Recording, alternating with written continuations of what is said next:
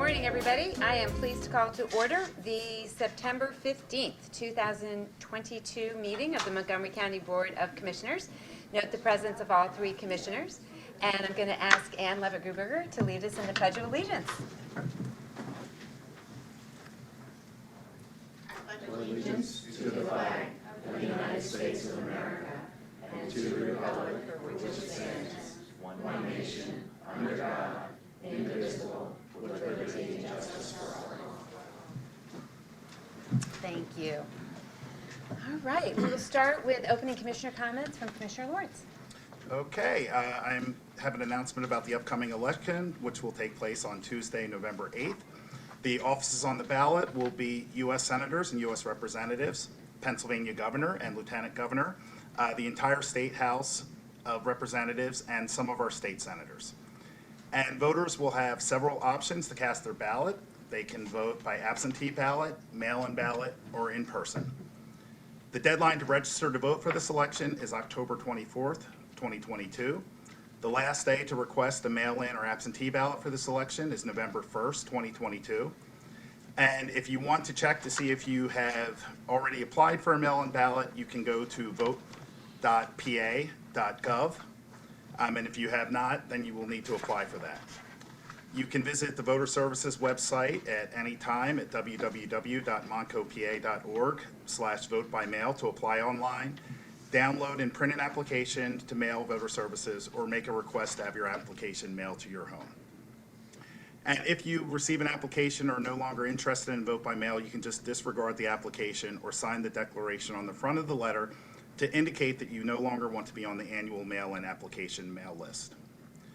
For all information about voting and this election, please visit www.montcopa.org/voter services or contact Voter Services at 610-278-3280. And Voter Services will be hosting a voting town hall on Wednesday, September 28th at 6 p.m. As chair of the Board of Elections, I will be on the call in addition to our Chief Election Clerk, Lisa Altesiak, and the Director of Elections, Dory Sawyer, to answer questions regarding voter registration, applying for an absentee ballot or mail-in ballot, or becoming a poll worker. And you can find more information and register for the town hall at www.montcopa.org/voting-town-hall. Okay, thank you very much. All right, we will move on to public comment on matters appearing on the agenda. Mr. Stein, would you read the rules, please? Absolutely. All speakers should sign into the meeting on the sheet available with Ms. Francisco or virtual as indicated by Ms. Francisco. All speakers should come to the podium if they are physically able. Speakers should identify themselves by name and municipality. All public comments must be relevant or germane to county business. Under the law, this means that the subject matter of all comments must be limited to items or issues which are currently before the Commissioners for consideration or which may come before the Commissioners for consideration at a future meeting. Would you like to state the nature of your objections? That's very misleading because the general comment portion is not predicated on something that's going to be coming before them or that they're going to vote on. It just merely means germane to the county, which means that it is applicable to the county. Thank you. Your objection is noted. Okay, and the other... Ms. Francisco, if you could please start the clock. If you're going to continue, you're going to start using your time. That's actually illegal because now you're... You cannot take someone's time away by making an objection. The objection has been noted. Anything beyond this, and you're using your public comment period time.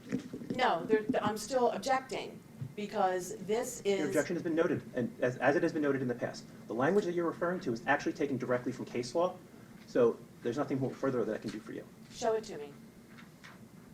And the other part was, it says a reasonable amount of time for comments, and 2 minutes is not reasonable. So I'm suggesting that today we start with 5 minutes per comment. Thank you.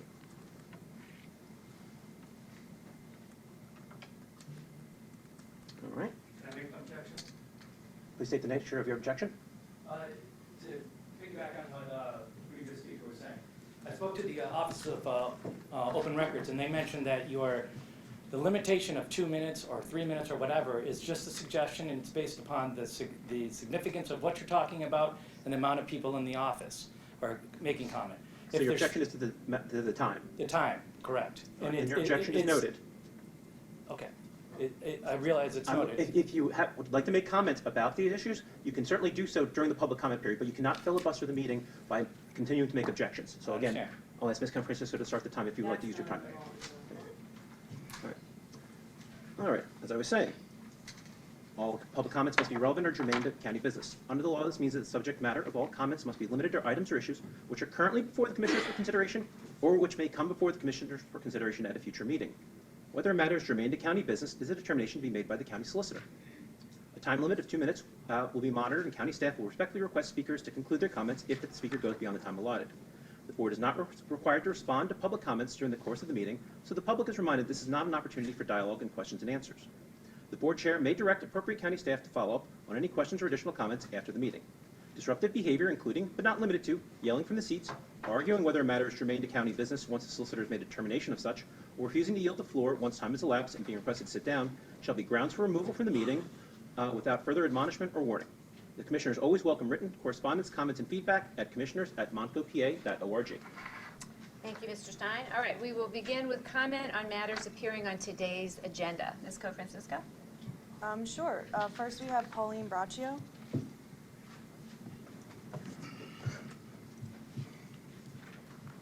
Good morning, Pauline Braccio from Tomlinson Township. I noticed on the agenda today that you have Dr. Wang. Is he still speaking this morning? Because he's on the agenda under announcement, the number 1 for COVID-19. I don't know, how do you say that, bivalent?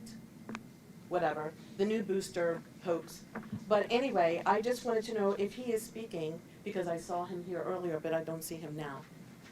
And if he is speaking, and even if he isn't, I would like him to, I would like to give him some articles, because if he's going to be talking about boosters and that they're safe and effective, well, that is a flat-out lie, and as a doctor, he should know that. I have several articles here, and I don't have time, obviously, to read anything from the article, but I can give you the headlines. And there's been a 24 times increase in athlete deaths since COVID shot rollout. More than CDC data, just so you know, is the CDC saying this, reveals more than 50% of children under 5 who received the COVID vaccine had a negative reaction. That could be anything from a lifelong illness or death. Here's another one. Scientists and embalmers find weird clots in the blood of vaccine victims. It's official. CDC and UK government data reveal, again, CDC and another country, that the COVID vaccines do not prevent cases or transmission or severe illness or deaths. So the fact that you want to keep pushing this, you know, you call yourself a doctor, and as a doctor, you should be protecting people's health, not insisting that they get these shots where they could actually die or be have lifelong disabilities after that. Thank you. And I didn't even take 2 minutes. Ms. Co-Francisco, next, please. Okay. Next for agenda items, and I apologize if I can't read your name, but it's Jason Lanier.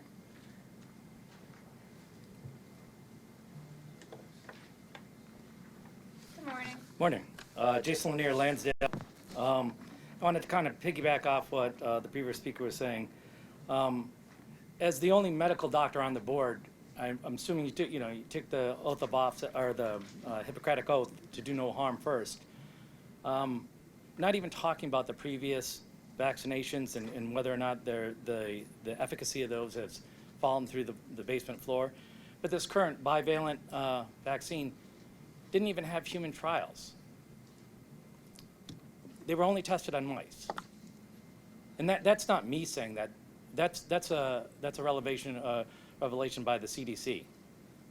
So no human test subjects. So they're not sure what's going to happen going forward. And the number of people in younger people, 18 to almost 50, in other countries, they basically said there's no need for you to take a vaccine at all because of the health risks. The increase in myocarditis is phenomenally high, especially among young male athletes. I don't know if you've seen that in Montgomery County, but it seems something that you might want to take a look at. Because not knowing that something is going to happen might be an acceptable excuse, but knowing that something might happen puts you in a liability position. You are the sole doctor on here. People look to you, Dr. Akush, to give medical advice. And if you are using your position as chair of of Montgomery County to make a political decision versus a medical decision for the masses of the people, that's a violation of your Hippocratic oath. And you need to look at the seriousness of what you're recommending people do. That's all I have to say. Thank you. Next, please. Okay, next we have Jenny Remenschneider. That's okay. Good morning. Hi, good morning. So, I've been discussing my mother's situation. Ma'am, I'm sorry, if you could just state Oh, your gosh, name I'm so and your sorry. My township name's for the Jenny record. Remenschneider, and I'm from Lower Providence Township. Thank you. I'm just here again to discuss the harmful and unwarranted actions of the Montgomery County Department of Aging, a department over which these commissioners have oversight. And I understand I will be given an audience soon to try to save other seniors from a fate which has negatively impacted my mother's physical, spiritual, and mental health severely.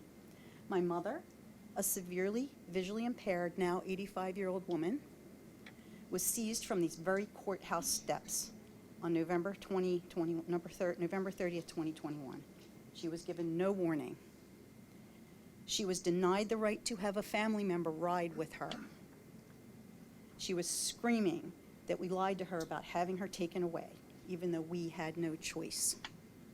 Her alleged legal representative assigned by the county had no problem immediately and permanently relegating her to a facility to reside 24 hours a day, 7 days a week, in the midst of a COVID outbreak that's caused said lawyer to refuse to even visit the facility. My mother's there 24 hours a day. She can't go for 20 minutes. She was assigned a complete stranger to own her, to allegedly oversee her care, the stranger who blames her if she falls, who blames her for her own lack of sanitation. She was denied emergency treatment for a severe wrist break. She was denied emergency treatment for a head injury. She continues to be denied normal mental and physical stimulation. These decision makers are not subject to any review or ramifications. Our over age 60 population is growing. The financial benefits for forcing seniors into facilities is becoming more lucrative. Make no mistake, this can happen to your mother. This can happen to your father. This can happen to you. We must demand change to the policies and procedures that allow this. Thank you.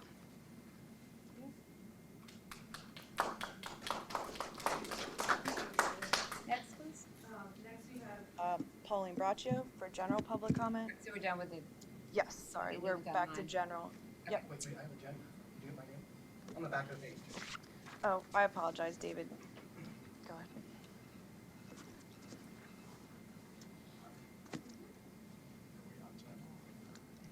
Good morning. I'm David Morgan from Ambler. And I noticed on the agenda some items, G2, housing and support. So this we've been considering, in light that we have so much spending on the Justice Center, could some money be diverted to help house people in Montgomery County in the light of the great needs we're seeing, which are increasing? If we're taxed to pay for this Justice Center, Commissioner Gale has often mentioned that we need to protect the taxpayers' money as well. So if we're taxed, it's be on something good, because the spending, taxation, inflation cycle starts going more and more, as we see in our economy in the whole country of U.S. Then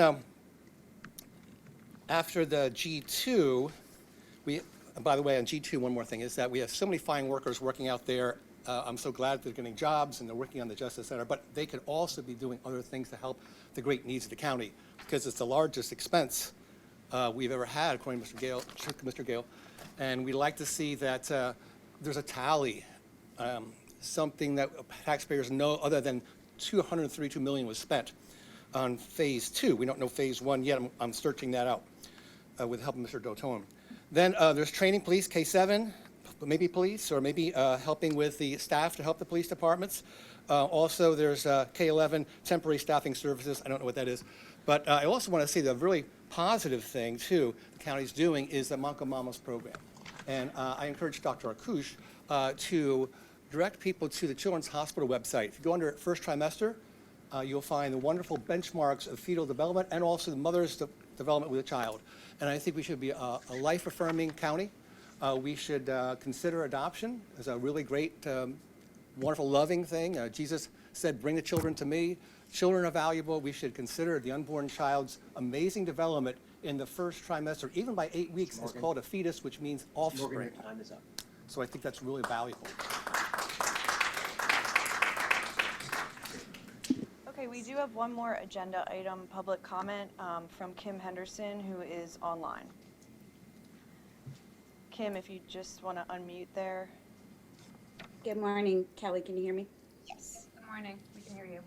Good morning. Okay, great. Good morning. Kim Henderson, East Norriton. President Ronald Reagan has been quoted saying, "Government does not solve problems, it subsidizes them." And the most terrifying words, "I'm from the government and I'm here to help." Dear commissioners, we the people are here to every commissioners meeting for most of the past year because we are not satisfied with how our county government has been run. This is our job because we the people are your bosses. You use our taxpayer money to fund projects that don't seem to be working and in some cases are unconstitutional. We the people realize many levels of government are not being run by the people for the people. When I take the time out of my workday to express my concerns, I expect to be treated with respect, as do my fellow citizens in the room and on Zoom, as well as others who cannot attend but email you. Meeting after meeting, especially September 1st, public comments were met with adversarial animosity by the commissioners. We were even told that voicing our concerns was a waste of time to even come here.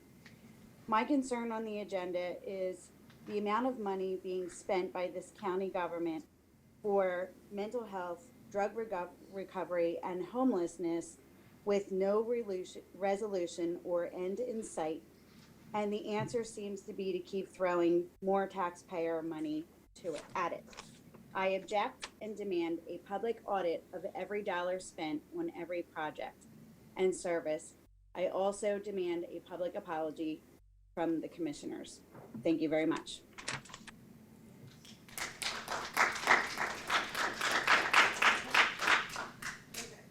We will now move on to general public comment, starting with folks in the room. So again, we'll go to Pauline Braccio.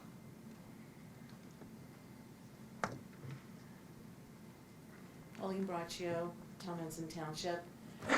You just mouthed to Ken that you don't know what she's talking about. You know, half the time you're like in a trance and you're not even listening, you're just waiting for this period to be over with.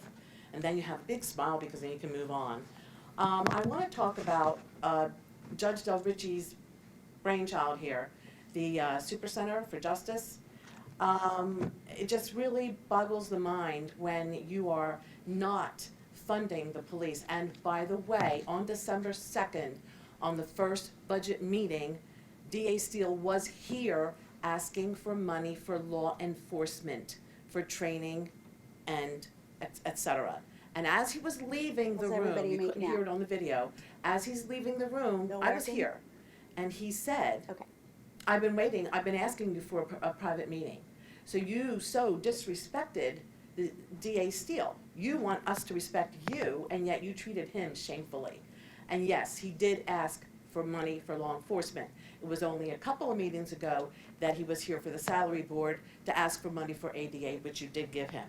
Now, Del Ricci, Judge Del Ricci, there was a case, child porn possession, ends in probation. You know, I can't read the whole article to you, but basically this guy has a ton of child porn on his computer. Ms. and Braccio, the commissioners don't handle criminal justice matters. No, but they handle the judges, number one. Number two, I'm talking about the justice. The judiciary is a separate branch of Give government. me back my time if you're going to interrupt me. You're actually getting it because it didn't actually reset properly. What I'm asking for is clarification as to why this monstrosity is being built when you are denying the proper funding for law enforcement. especially when the judges don't even keep them in jail. They pled this down to one count. They took his computer. He could be home, but his wife has a computer that obviously he can use. So it doesn't make any sense. And another guy was sent for, raped a 13-year-old in his home because he was under house Ms. arrest. Braccio? Yeah, I got it, thank you. Next, we have Ken Souter. Good morning, Ken Souter. I'm from North Wales. Here to talk about the drop boxes and the elections. And I just saw a poll this week where a majority, a large swing away from confidence in our voting, both Democrat and Republican. We do have a problem here. And I was here probably about 3 or 4 months ago, and I pointed out this picture here of someone, don't know if she was Republican or Democrat, really doesn't matter. Don't know if they were Biden votes or Trump votes, really doesn't matter. What matters here is she's got a lot of votes stuffing into this, and as far as I know, that's illegal unless you have one of these authorized forms. Is that correct? For one person. Mr. Stein, could you just briefly address? Could I please just know? Yeah, we'll give you your time. I just Okay. want to put this one to rest, please. So, yeah, if we can just pause the time. Pause, please. So, yes, those designated agent forms were included in each of those with the ballots that were placed in there by that individual. Is there any way a citizen could come in and see those forms for each one of those? I'll have to check. There are certain records that are available for public inspection following That would go a long way to So restoring we'll have somebody confidence. follow up with you about what is and is not available on that to allow. Okay, for I public would inspection. appreciate knowing that because that is an invitation to fraud, if you would agree with me. And is a very, very dangerous thing to our Restart the time, democracy. please, Ms. Francisco. Thank you.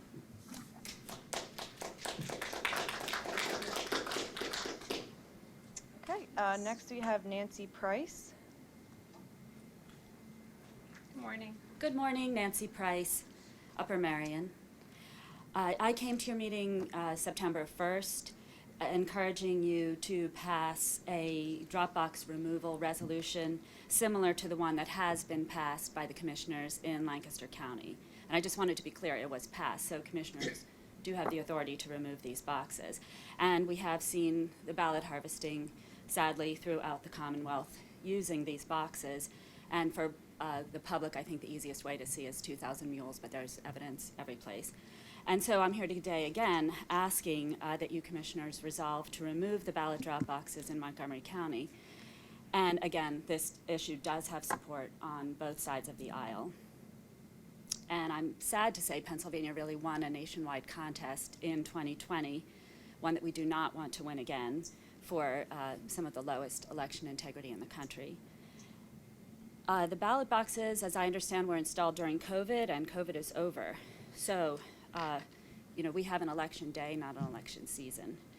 And as our acting Board of Elections, I'm asking you to do everything within your power to secure our elections in this county. To make this easier, I have emailed each of you a copy of the Lancaster County resolution, which I edited. There were extraneous things in there not applying to this county, as a sample for you.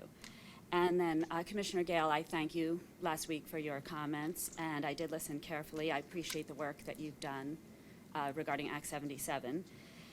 But you didn't address the drop boxes, and my request is not related to Act 77. Act 77 has nothing to do with drop boxes. The ballot drop boxes are in control of the county commissioners. The commissioners do have the power to get rid of them as a singular issue. And it is reserved to the commissioners to determine how many and where these ballot drop boxes will be located. So again, removal of the boxes is within your authority, and I strongly urge you, especially Commissioner Gale, to propose this resolution to support your constituents. Thank you. Next we have Loretta Wampole.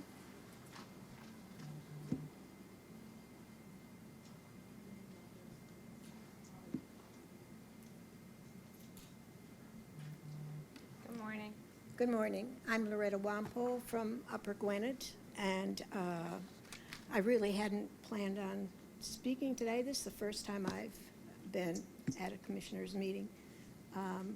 But I would like to state that I just came from North Carolina. We have early elections, and we do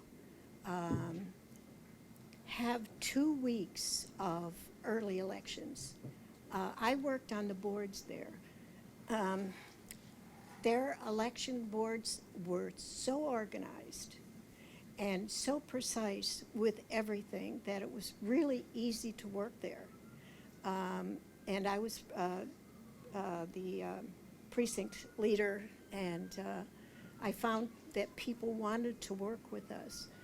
But I've heard since I've been in Pennsylvania that things are just not going well in this area. And these boxes that have created such a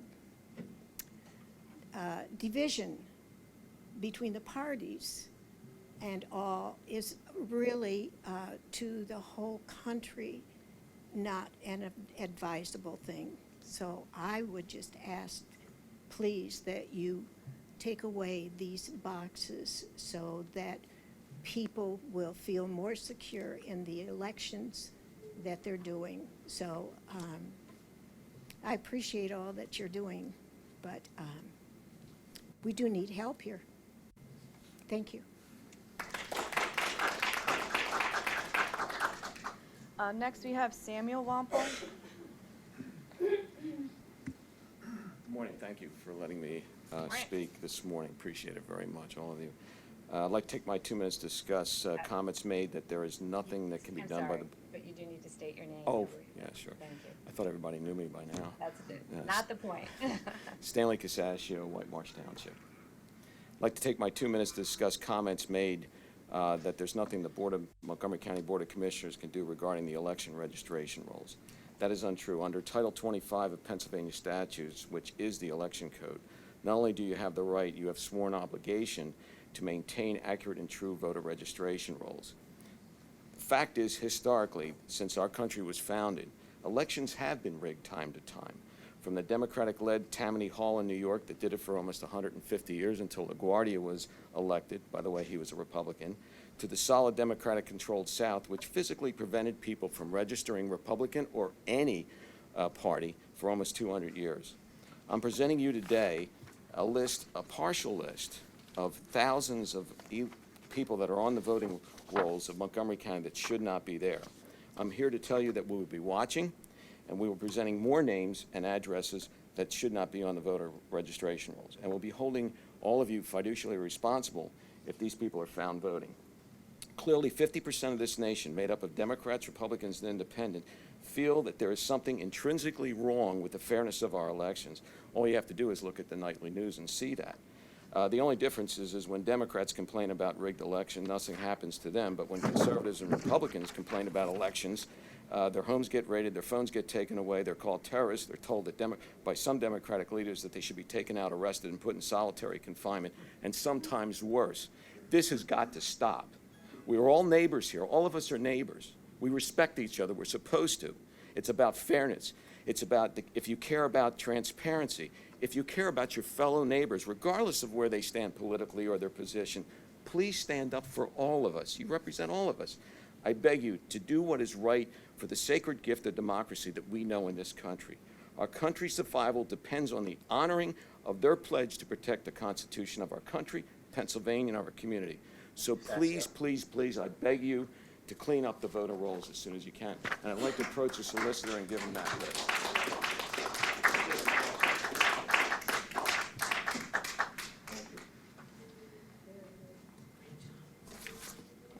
Next, do we have Samuel Wampel? Samuel? No? Okay. Dave Borzik?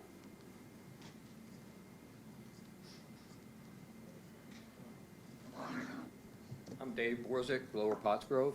I apologize. All these people are talking about the community. I came to ask a question about myself. I retired from Montgomery County Correctional Facility honorably, and there was an agreement signed in July that there was retro pay paid January through May. Those days I worked, and I was told because I retired on June, I would not get that pay. I asked to see a copy of the agreement, and no one has been able to provide it or show it to me to say why I don't get paid. Now, I'm not here to beat you guys up. You have a tough enough job as it is. I'm just here to ask for what I worked. I worked from January to May.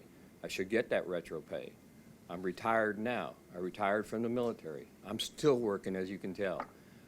I think this community is a great community, but I think sometimes retirees fall through the cracks. And if nothing can be done, I'm assuming by the action that retirees are not an important asset to Montgomery County anymore, and we just blow them off and send them on their way. That's it. Thank you. Thank you, too, for your service to the county, and thank you for your service to the county, and we'll check into this. Next we have Michelle Mellor. Hi, my name is Michelle Mellor. I'm from Whipping Township. I was 7 generations Democrat. I have completely lost my faith in the voting process in Pennsylvania. I don't know how we ended up in 2020 having 120,000 more votes than we did registered voters. I'll tell you how. It's from these drop boxes. These drop boxes need to be removed, and I have recently learned that it is under your authority. As commissioners, you should pull it. They were put there under the Emergency Act for COVID. Meanwhile, everybody's standing in lines in Walmarts and the supermarkets and every place else. There's no reason on God's green earth they can't get to the polls. Or, at minimum, send in absentee ballots legally through the mail instead of in these unmanned, unaccounted for, no chain of command ballot boxes. I'm asking you to search your souls, do the right thing, and remove these ballot boxes. You know they're a cesspool for cheating. We have 11 registered ones in Montgomery County. I believe a 12th was found right here on DeKalb Street in Norristown. People have lost faith in our voting in Pennsylvania, and we need to get that back. We need to remove these boxes. Thank you.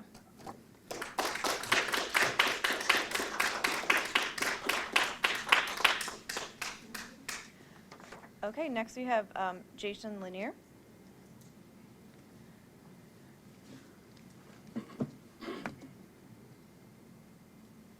Jason Lanier, Lansdale. Wanted to piggyback off of what the previous speaker was saying. We started mail-in ballots, the primary of the 2020 election, if I'm not mistaken. Right? Or is it before that? 2019. Has there ever been a clean count of mail-in ballots? Has there ever not been a problem with mail-in ballots? Any election? Has there ever been an audit of mail-in ballots versus registered voters about number of mail-in ballots? Number of mail-in ballots versus how many were received in? These are pretty crucial questions. On the last election in 2021, local election, there was a point where mail-in ballots were being returned for one party at a rate of 500 to 1. 500 to 1. That's statistically impossible. There's no way the total number of mail-in ballots for one party outclock the other party by 7 to 1. There's no way that can happen. So it makes it seem as if there might be a problem. And if you want to shut us all up who think there is a problem, audit the vote. If you're right, and we have to shut up and we can't say another word.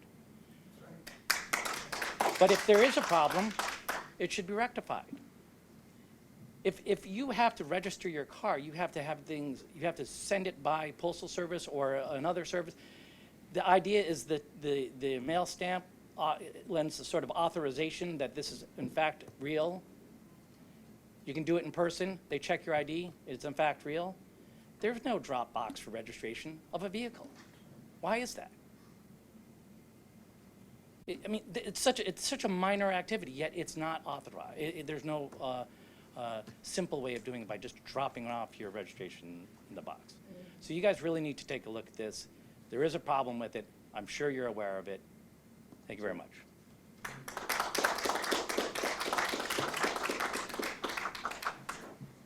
Next is Kevin Sklogon.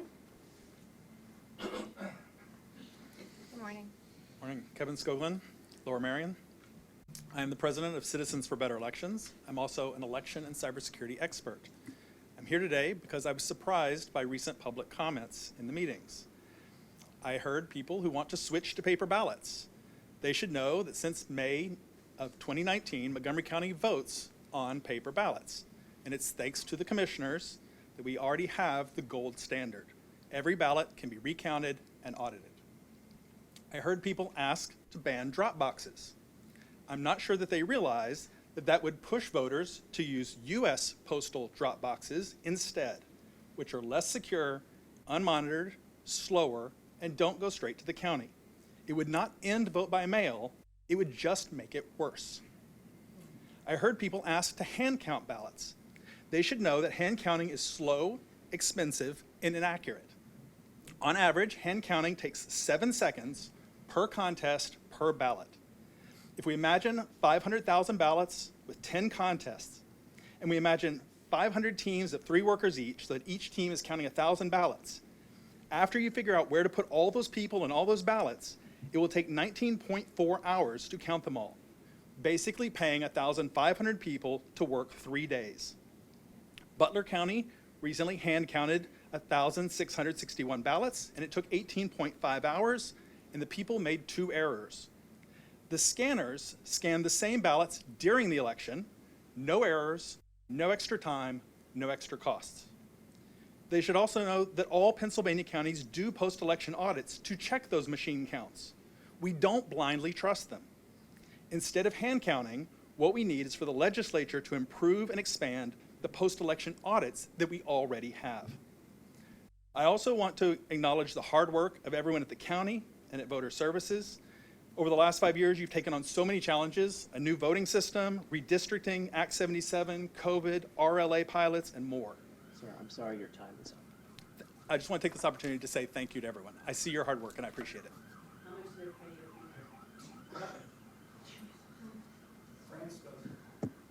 Next, I apologize, I cannot read your writing, but I think it's SK from Lower Merion.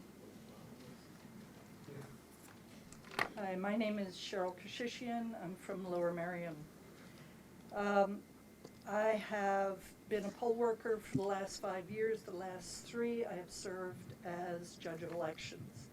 I am also a member of Citizens for Better Elections, pushing for this county to do hand-marked paper ballots so that you all can mark your own ballot and not have a machine that may change your vote, as I've heard. Mail-in ballots ensure that busy people or people who have sudden emergencies still get their vote counted. We have a problem with the United States mail. Everybody knows they're slow, there's this, there's that. By using a drop box, many of the people where I live have watched as those ballots, the box is opened, the whole thing is picked up, put into a truck with a bunch of, I guess they're sheriffs or constables, and taken directly to the county. They now believe in hand-marked paper ballots being put into a drop box. They know that it's going directly to the county. The drop boxes, I believe, have a camera overhead. We drop at Ludington Library. That first year when we had everybody had to line up and start, going through a process with a man standing there, it just took forever. Now we have a camera. All of our ballots have a number on them, and every one of our ballots has been approved based on your signature and also on your either license or your social security number. They do know who's asking for these ballots. Rarely do they send ballots out that don't belong. So my question is whether the county can do some education, whether or not they can see what the process is, because I start work at 6 in the morning on election day, I leave at 9:30. If I have to hand count any more than absentee ballots, I'd be out of my mind. Thank you. Thank you. Thank you for that service to the county. Yeah, thank you for being a poll worker. Yeah. Next, we have David Morgan.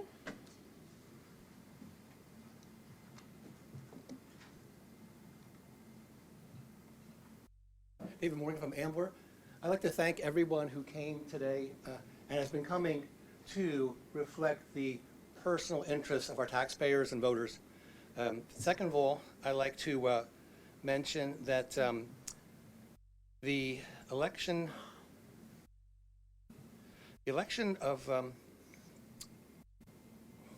board was on June 6th on the website, and the title for both Mr. Lawrence was chair, Commissioner Lawrence, and Commissioner Arkush was vice chair.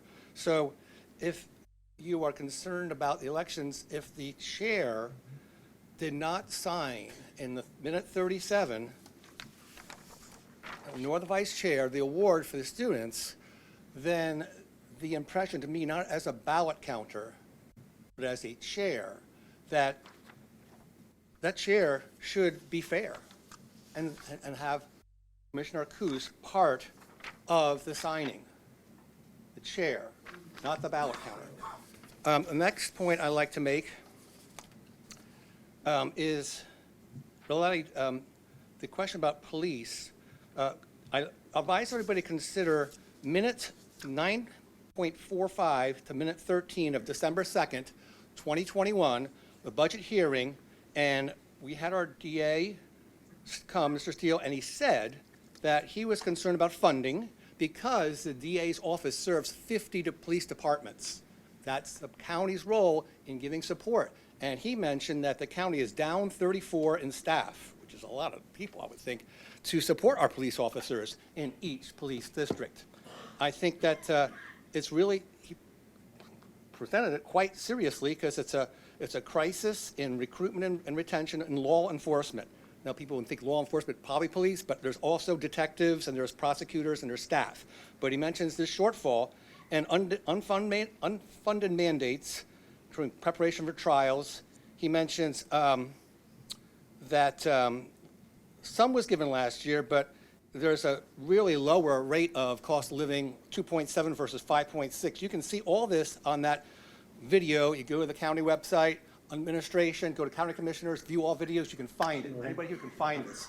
So I think that should be really clarified, and that a recusal should be considered for. Mr. Morgan. Pardon me, back to the election one, for the role of those. Josh, Make sure I let him finish his sentence. Yes, I'll say this, that a recusal, go back to elections, should be considered by Commissioner Lawrence and Dr. Arkush because of the lack of recognition of the Republican person here in the room, Mr. Commissioner Morgan, Gale. your time is up, sir. I've done it, I've recused myself. Next, we have Walter Gleba.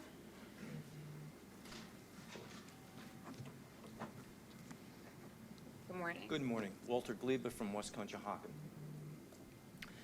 Having honesty in our elections did not become the hot button that it is today, just over the recent election of Donald Trump. We can look back to 2016 and note there was charges by Hillary Clinton and Democrats of Russian collusion, leading to the call of Donald Trump being an illegitimate president. We look back further, 2000 with Bush versus Gore. Vote counting in that election also brought in many calling Bush an illegitimate president. We can go further back to 1960, Kennedy versus Nixon, allegations against Kennedy for fixing vote tallies in that election. So the point I'm trying to make is we have questions about our voting procedures that go way back. I think as we're always going to have that. And as we move forward, technology, as a society, it's going to get even worse. Every election we're going to have it. It doesn't matter whether it's Democrats. It doesn't matter Republicans. Democrats win. Republicans are going to contest it. Republicans win. Democrats are going to contest it. So what do? The point is that I think we need to make our elections as legitimate and as transparent as we possibly can. Now, how do we get there? We've heard a lot about the drop boxes. all right? We can't have people standing at drop boxes, at least we shouldn't have people at drop boxes all day long to make sure things are safe. So let's do away with the drop boxes. Let's do away with these machines. Let's have people print on a ballot instead of doing a machine and having a machine print it. Then you can come back and say, hey, the machines, they're rigged. So we can't have that. We need to type mail-in ballots. We didn't have that before. Today, it seems like every time we have an election, we have longer and longer periods that the vote gets counted. Yet we're supposed to have this technology that makes it quick to do this. Opposite is what happens. So let's go back. Let's do what worked before. Time is up. Thank you.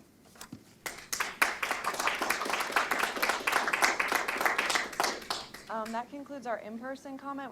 We have a couple people online that we'll move to for general public comment.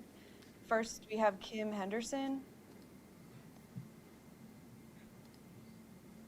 Kim, if you want to unmute there. Yep, I just did. All right. Good morning, Kim Henderson, East Norriton. We the people express concern meeting after meeting about voter integrity, lack of transparency, safe and secure elections. We the people have presented concerns about inflated, outdated voter rolls, including deceased and voters who have moved out of their voting precinct even up to 10 years ago. After canvassing, we the people have found numerous deceased and moved also voted. We the people demand that the drop boxes be removed by the county. I second Stan Casasio's statement. I also wanted to address Ken Souter, who talked about designated agent forms. We the people have done right to knows for designated agent forms and ballot images, only to be denied for those right to knows. Ken, I'd be happy to talk to you about that further. Nancy Price, I support and second your resolution. Commissioners, it is within your authority to please get rid of those drop boxes, as numerous people have expressed their concerns here today. We demand safe, secure, transparent elections, and numerous people in the room today have expressed their concern and lack of trust in our voter integrity.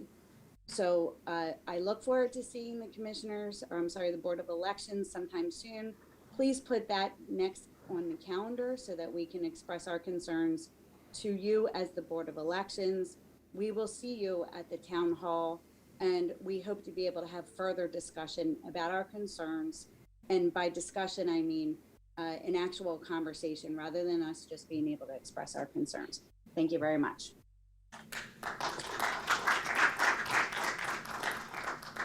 Next, we have Barb Furman. Barb, you just can unmute yourself. Hello? Good morning. We can hear you. Good morning. Barb Furman, New Hanover Township. I am a judge of elections in a precinct with well over 3,000 voters. This, number one, is not a best practice. Most precincts have 500 to 1,200. I want to serve every registered voter in my precinct.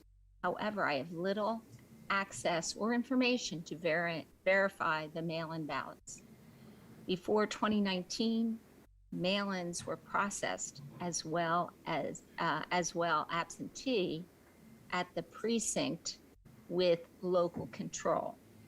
Now it is required to man 426 polling sites with about 6 people, and the mail-in processing center, many more workers needed, where few know for sure whether votes are coming from the specific voter, with no required signature verification. This certainly has little in the way of transparency. The voters demand eliminating drop boxes. Mail-in should be processed at their precinct with signature verification. Votes should be counted that day and that night. Satellite offices should be questioned as to equal protection for in-person voters. Of the over 600,000 registered voters in Montgomery County, which apparently represents over 90% of eligible residents, these rolls are fraught with problems. We We are watching, and we care about Montgomery County voting system, and will expect answers on all of our concerns. Thank you.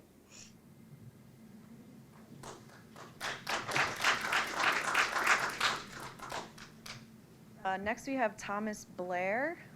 You can unmute yourself, and please make sure that you're close to your mic so we can hear you.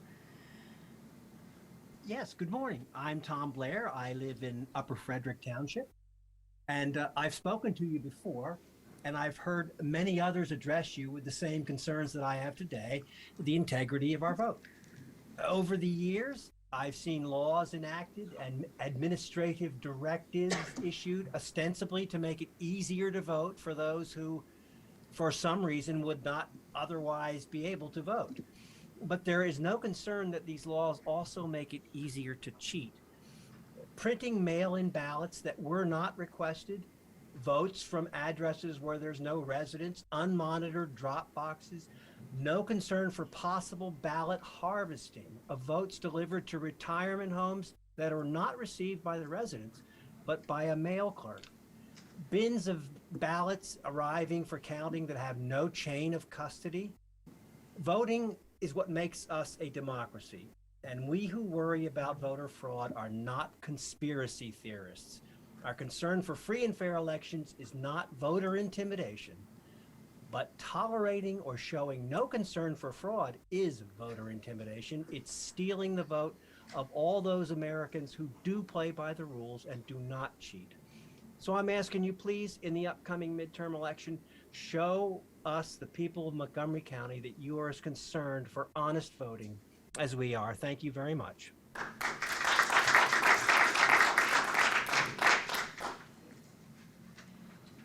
Okay, next we have Maureen Laska. You can unmute yourself. Okay, can you hear me? Yes, we can. Good morning. Good morning. Yes, I just want to, Marlene Laska from Upper Providence Township, Oaks Precinct. I just want to register my concern also, as other speakers have said, about the need to eliminate drop boxes within the county. You have the authority to do that. I just learned that at a meeting on Monday night. I did not realize that you had the authority, but once that knowledge was given to me, then I want to register that we need to eliminate drop boxes in total. And relative to the comment that came in about if we eliminate drop boxes, then everyone's going to go through the mail. No, because in the Pennsylvania Constitution, there is only one paragraph on absentee voting, and that paragraph does not say mail-in votes are allowed. And the Act 77 put in the mail-in voting for the county that was unconstitutional relative to the Pennsylvania state constitution. So no, we got to get back to, it was not done, the process was not followed as to how you modify the Pennsylvania Constitution. So we have to get back to the Pennsylvania Constitution and only have absentee ballots, no mail-in ballots, and there is definitive reasons for, you have to have a definitive reason why you are using an absentee ballot. So that's my comment. Thank you.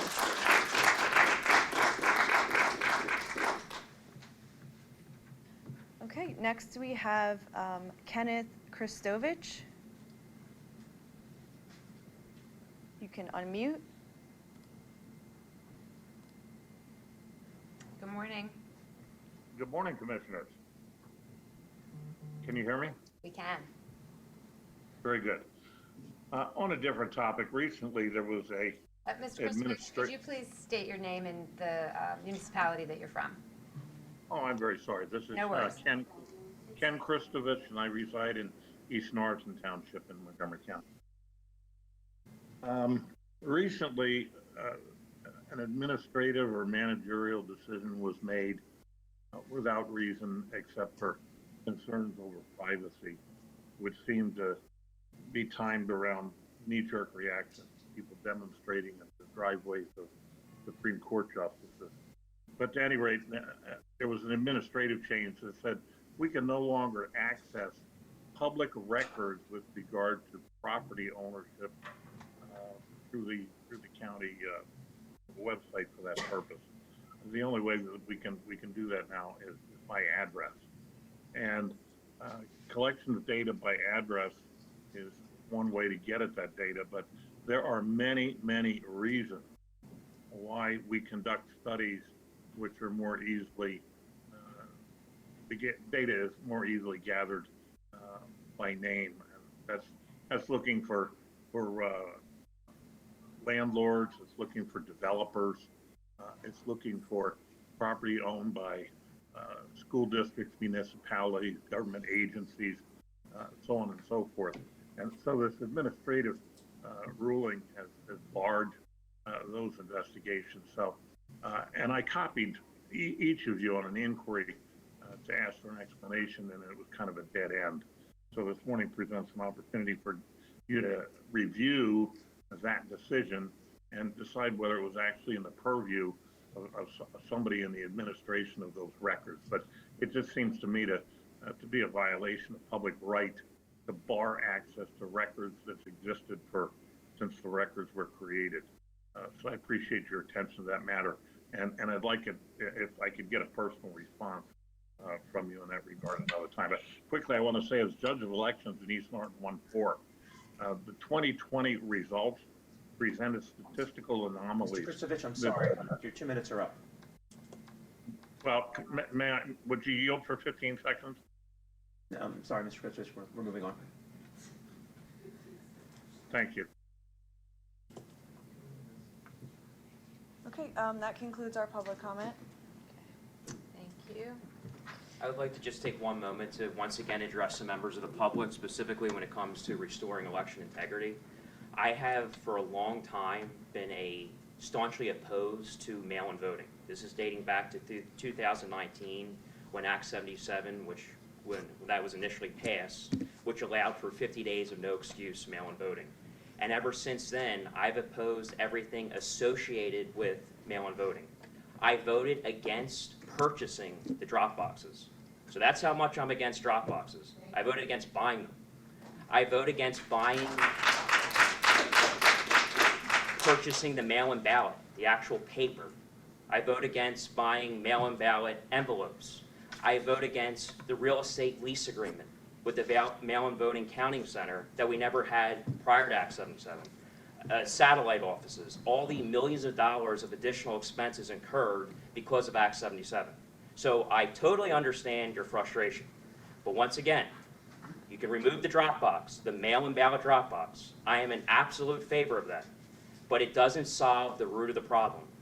And in my opinion, when you're trying to do problem solving and you use common sense, you have to get to the root of the problem. And that's the mail-in ballot and the legislation that allows this to occur. So you take away the mail-in ballot drop box. That is true. You can put a stamp on that mail-in ballot envelope, and the problem doesn't go away. So we desperately need election reform. We have to fix our election laws in Pennsylvania that are blatantly unconstitutional. The Pennsylvania Commonwealth Court and Appellate Court has said that. I believe that's dramatically scandalous, and I can't believe we've had several elections conducted under unconstitutional voting guidelines. And I believe the United States Supreme Court should specifically listen to the case of Pennsylvania and Act 77, so at least the public can have some sense of closure to the legality that we're operating our elections under here in our state.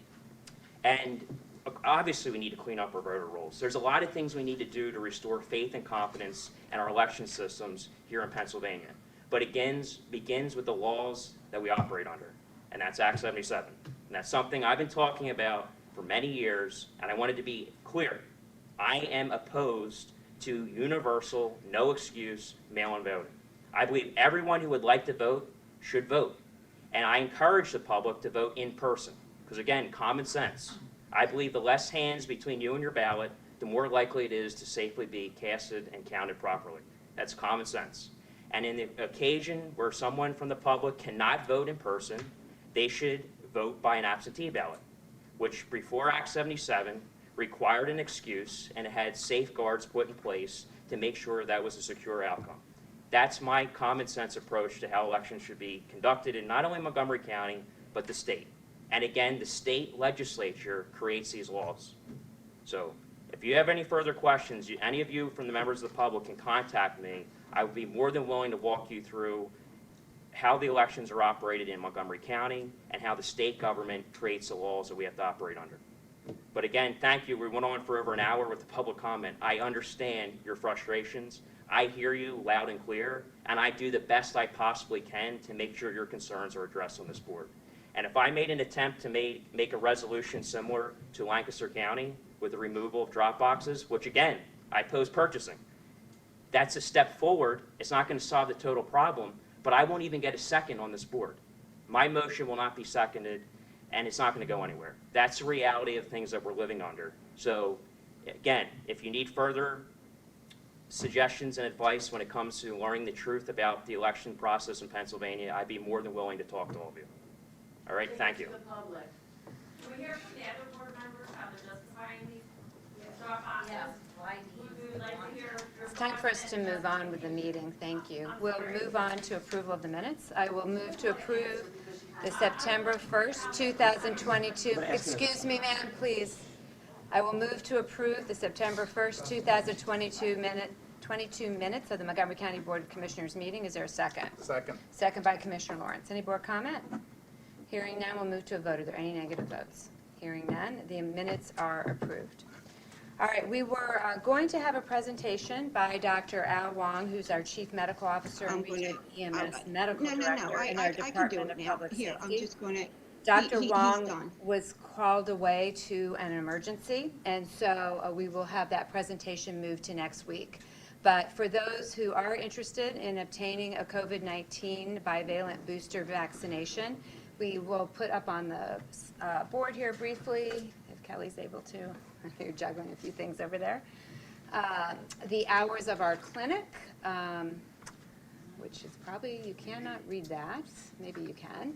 But suffice it to say that clinics are open for individuals who would like to make an appointment and head over and get a booster. We have both Moderna and Pfizer boosters available. And while I haven't gotten mine yet, I look forward to doing so in the next week or two. And we'll get more information from Dr. Wong next meeting. Next, we're going to move on to an update on some of the challenges that are being faced by individuals experiencing homelessness in our county. We've spent quite a bit of time on this in the last couple of meetings. And as I previewed at our last meeting, Ms. Kaylee Silver, who's the administrator for our Office of Housing and Community Development in Health and Human Services, is here to give us a pretty comprehensive update on what is happening right now.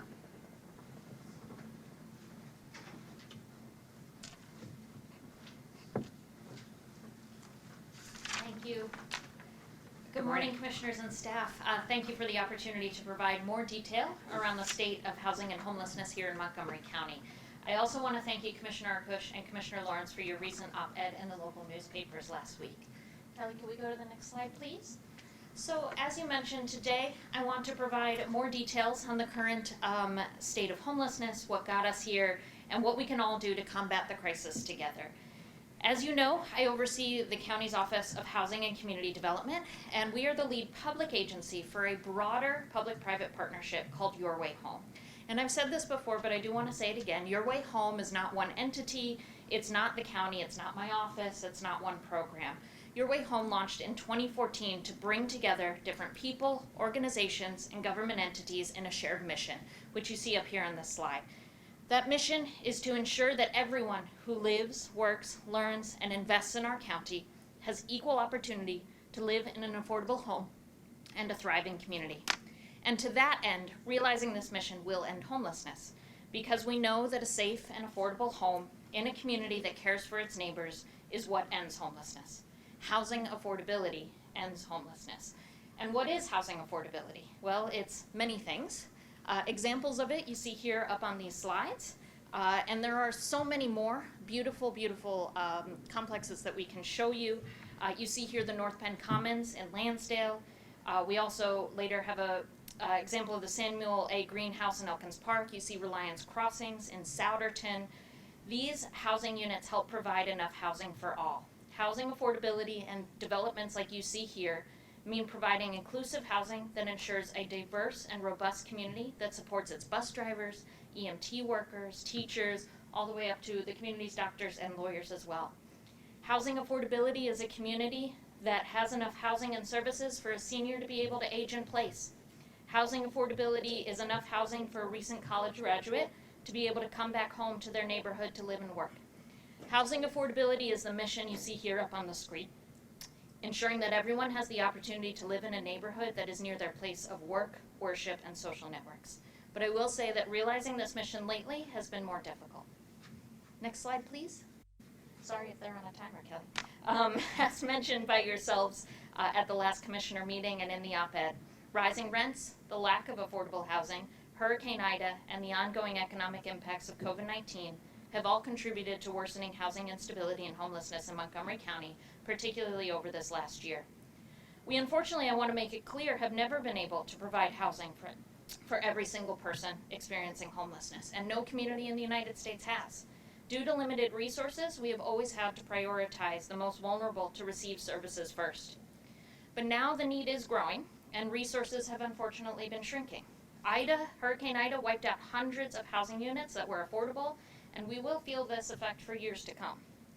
Our point-in-time count, measuring the number of people of homelessness or sleeping outside or in a shelter on one night in January, more than doubled from last year. More shockingly and unfortunately, this time last year there were about 30 families in need of emergency shelter and waiting, and today there are 70. Our street outreach teams right now, serving people experiencing unsheltered homelessness, are assisting almost 600 people today throughout all of Montgomery County who are living in a place not meant for habitation. This is a 32% increase from last year. Calls into 211 from people seeking emergency housing help have more than doubled from last year. So these are people seeking help, shelter, housing, and they are facing limited resources. These are our families, veterans, the elderly, people with disabilities, young adults, our neighbors. Next slide, please. People seeking, can we go back one? That's okay. No, sorry about that, Kelly. People seeking housing in order to end their homelessness, because again, housing is what ends homelessness, are facing really tough competition. Our county's vacancy rates for apartments are the lowest we've seen in over 20 years, particularly for more affordable housing. Rents continue to rise, in some places 12 to 17% year over year. No place in the nation, in the United States, including here in Montgomery County, has been able to build enough affordable housing fast enough. Other challenges include that our public housing, such as Housing Choice Voucher, or Section 8 as it's sometimes called, has a wait list of over 20,000 people long due to limited federal funding. The CHOC, our only year-round single adult shelter, closed, and we are temporarily without a year-round emergency shelter for individuals. In the end, we know this: affordable housing solves homelessness, but we are in a time when we are at a lack of affordable and emergency housing. Thus, we are seeing a visible rise in homelessness in our community. Next slide, please. So in response, and primarily why I'm here today, Your Way Home partners, which includes the county here, have stepped up. We are looking at short, medium, and long-term ways we can combat homelessness.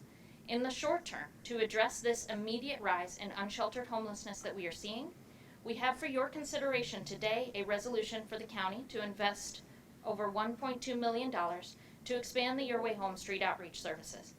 This investment will add more staff to the homeless street outreach team in order to provide more comprehensive 24/7 crisis coverage to respond to people experiencing homelessness throughout all of Montgomery County. Within this investment is $240,000 to provide life-saving emergency hoteling to vulnerable people living outside.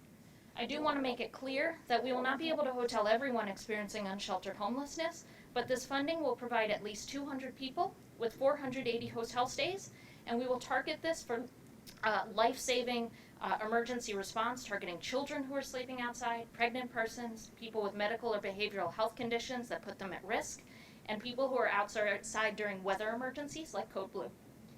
I also want to highlight that in crisis response in the short term, Your Way Home partners, such as Pottstown Beacon of Hope and others, have worked diligently to gather their local community support, identify local community solutions, and provide emergency housing via Code Blue shelter this upcoming winter. We encourage all communities in Montgomery County to follow this example.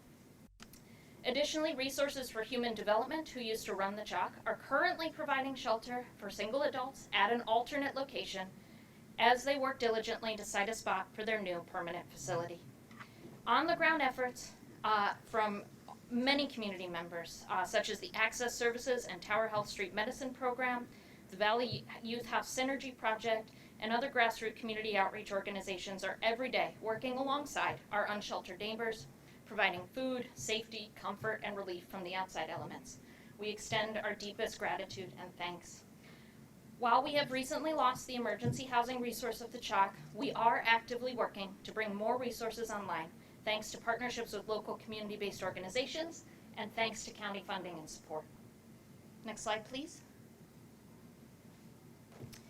As mentioned previously, what really ends homelessness are the upstream efforts and systems change that address housing affordability and homelessness prevention. So while I'm so pleased to talk with you about the work we are doing to address the crisis we are seeing now, it is also important to highlight the medium and long-term efforts Your Way Home, with the county's support, is undertaking. We must invest our time and money in a both-and approach, responding to the current crisis to provide relief, while also investing time and money into long-term, effective solutions towards full recovery and the solution to ending homelessness. To that end, Homes for All is an initiative under Your Way Home that is working towards increasing the stock of affordable housing and economic opportunity to Montgomery County residents. The $5.5 million investment by the county from the American Rescue Plan Act funds, or ARPA, will help us develop the Housing Opportunities Fund in order for us to acquire more land, blighted properties, and/or properties for sale, such as hotels, to build and provide housing. Additionally, $4 million has been invested to continue the successful Eviction Prevention and Intervention Coalition, or EPIC, which provides legal support, social services, and financial assistance to households facing eviction. $1 million in an ARPA investment will expand the county's first-time homebuyer program, which provides down payment financial assistance for households buying their first home in Montgomery County. ARPA investment overall has invested more than $32 million in funding to support longer-term solutions around housing, providing housing opportunity, and to support initiative of our partners. Finally, next slide please. Here is our call to action. As a reminder, we can't do this alone. While the county has invested resources in the short, medium, and long-term solutions to the housing and homeless crisis, one system and one source of financial support can't do it alone. As you mentioned in your op-ed, a lot of work can be done at other levels of government, as well as with partners who wish to see change. Homelessness is a countywide problem that will take an all-hands-on-deck approach in response. If you are an individual interested in helping, we encourage you to embrace housing development in your local community and really promote providing emergency, temporary, and permanent affordable housing in your local neighborhoods. We call on individuals to talk to their elected leaders, to inquire how their local neighborhoods and their local leaders are caring for our unsheltered neighbors. If a neighbor or yourself hits a financial crisis and are facing eviction, what supports and services are available locally in order to prevent any further trauma or displacement? Individuals interested in helping are also welcome to volunteer or donate to Your Way Home. Donations help with basic needs and increasing support for our neighbors experiencing homelessness. There are also many volunteer opportunities to assist people to find housing or to provide emergency relief or food. Landlords are also a crucial part of the solution, and we have a call to action for landlords as well. If you own a property in Montgomery County and are interested in leasing to a person in need, please visit www.yourwayhome.org/landlord-information. Again, that's www.yourwayhome.org/landlord-information. If you are currently renting a unit, contact us to find out ways you can participate in emergency rent programs. Your Way Home participating landlords receive timely payments and financial support, have lower vacancies due to having a consistent resource of providing tenants to your units, and save on the cost of marketing. Lastly, If you are a leader in your community, such as a faith-based leader or someone who runs a nonprofit in a local community, consider providing volunteer support for the homeless, such as providing food and shelter on Code Red or Code Blue nights. We are really looking and calling on our faith leaders and other leaders in communities to provide the much needed support during this time of need. Please consider, if you are a faith leader, using your place of worship and your volunteer support to provide shelter and support in your local communities, particularly on cold nights. Oh, sorry, can we go? Thank you. Commissioners, we have more calls to action here, but I'm going to quote part of your op-ed. It was my favorite part, and it's so true. If every one of the 62 municipalities in the county ensured that some affordable housing units were being built in their community, and if every municipality in our county ensured that they just had a few emergency beds in place for those in crisis, we could largely solve this problem. Recently, I want to give you an example of that. A municipality reached out to me and I was able to provide them with local data around their local community needs. Rent increases in their zip codes, increases in eviction filings in their courts, increases of calls from their residents into 211 for help, and the work street outreach is doing with their residents. This localized data helped to begin to paint a picture of their local need and to drive conversations at a municipal level of how that need can be addressed by the local community. We encourage all municipalities to do this, as well as for local municipalities to review local zoning to allow for housing development and inclusivity for all income levels to live within their neighborhoods. At the state level, we call on our legislator to amend Act 137 and remove the funding cap on the Pennsylvania Housing Finance Agency, which will allow for more funding to give towards mixed income housing development and to provide housing for all residents. Additionally, increasing funding for social services at the state level can help alleviate the current crisis. On a federal level, it is important to note that state, county, and local governments and the communities we serve rely on federal resources to meet the housing, homeless, and community development needs of our communities. However, Congress has underfunded these resources for decades. We urge Congress to enact a full-year spending bill with the highest funding possible for housing and community development programs. Last slide, please. Again, we can't do this alone. Your Way Home was created to bring us together. We waste time pointing fingers or trying to figure out who is responsible for what. Recently, I was at a rally where the flyer asked who is responsible for housing the unhoused. Well, here's the answer. All of us. Every single one of us here in Montgomery County. Our most vulnerable women and children live on the street and in cars. Our Black and brown neighbors disproportionately bear the burden of homelessness and housing insecurity. These are facts we must all face and challenge ourselves to do our part to address. People experiencing homelessness and housing insecure individuals are never being dumped on us. They don't deserve to be further displaced. They are our friends, our family, our workers, and our neighbors. We must support them and find local collaborative solutions to these challenges. If you are a member of the public watching this, I ask that you take the call to action to heart. If you are willing and able to donate, please do visit www.yourwayhome.org to help support the partnerships and initiatives we have outlined today. Thank you so much for your time. Thank you, Ms. Silver. That was really wonderful and inspiring to hear, and really grateful for the leadership that you are providing to this office and to all of our partners who are working out across our community to try to help those that are experiencing homelessness. And I just have to underscore one more time that in the county of this size with 62 municipalities, if every municipality just did a little bit, if they had 6 or 8 emergency beds, and if they had one building of a dozen affordable apartments, this crisis would be solved. It would be done. And I think one of the biggest misconceptions out there as I talk to folks across the county is that many individuals believe that there's no one in their community that is experiencing this challenge. And I urge folks to reach out to your municipal leaders, have them contact Ms. Silver and get the data for your community, because it's everywhere in Montgomery County. And people are often very surprised to see that there are people that are in their neighborhood or in their municipality that are experiencing this crisis.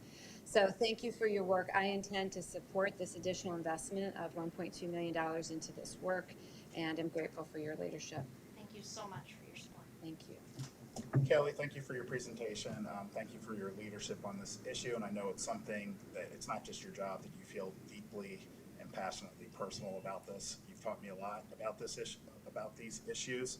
I will certainly support the resolution, but I do want to say it's a Band-Aid. You know, it's a Band-Aid, and we need to be focused on those long-term solutions so that we're not susceptible to the next pandemic or the next environmental crisis. And we, as my colleague said, and as you said, we really need all 62 of our municipalities to step up on this. We do not control the local zoning to do these things. We need partners to put in place permanent solutions to this. But, you know, until we get there, I appreciate everything you and your team do. Thank you so much for your support. Thank you, Ms. Silver. Thank Appreciate you the very update. much. Thank you. Thank you.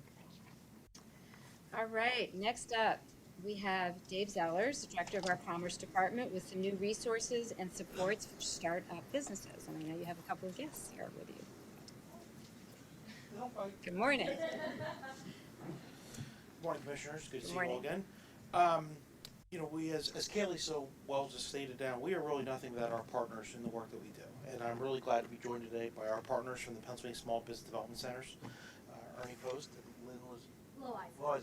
I knew they were. Pennsylvania Small Business Development Centers are a network of 15 offices across the state, numerous outreach centers anchored at universities. Here in Montgomery County, we are served by the Temple University Small Business Development Center and the Lehigh University Small Business Development Center. And with expanded partnership today, we're going to be continued to be served by those two centers, but also have additional resources come to Montgomery County. Because I can tell you with absolute certainty, the number one question the Commerce Department gets is, how do I start a business? I'm trying to figure this out. Where do I go? I don't quite understand this. How do I write a business plan? Whatever it might be. And these guys are the experts right here. So we're very, very grateful to have their support. And I don't want to steal their thunder. Arnie, I want to turn it over to you and let you tell the commissioners about what's going to happen. Okay. Well, thank you. Good morning. Welcome. Thank you, commissioners, for your time this morning, and thank you, Dave. I want to just thank Dave and his entire team at Commerce Department for their welcoming us to come and enhance the services here in Montgomery County. As Dave mentioned, we have a network of 15 SBDC centers across the Commonwealth. Montgomery County has been served well by both Temple University SBDC and the Lehigh University SBDC.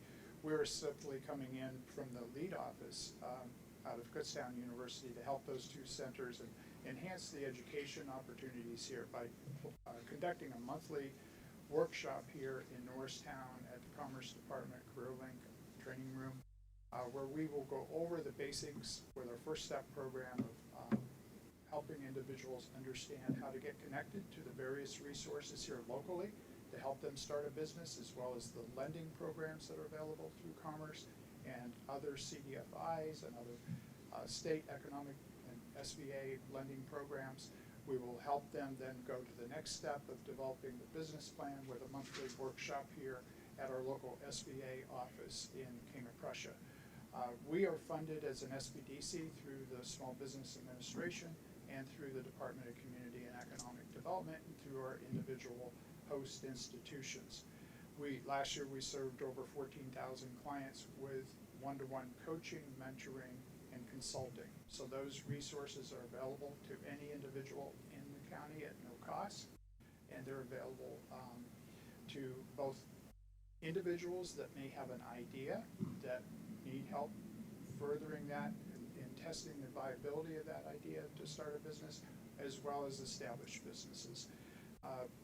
We will start the program on September 22nd. We already have the first course workshop that will be live, filled with a waiting list. So we are going to offer that program the third Thursday of every month here in Norristown from noon to 2 o'clock. And then we will be following the first Thursday of every month with a business model planning workshop at our SBA office, again from noon to 2 o'clock. So we're welcome to help and support to get the word out about these free classes that will be offered. And then Lynn will be offering and assigning the individuals that are ready for that one-to-one mentoring and coaching.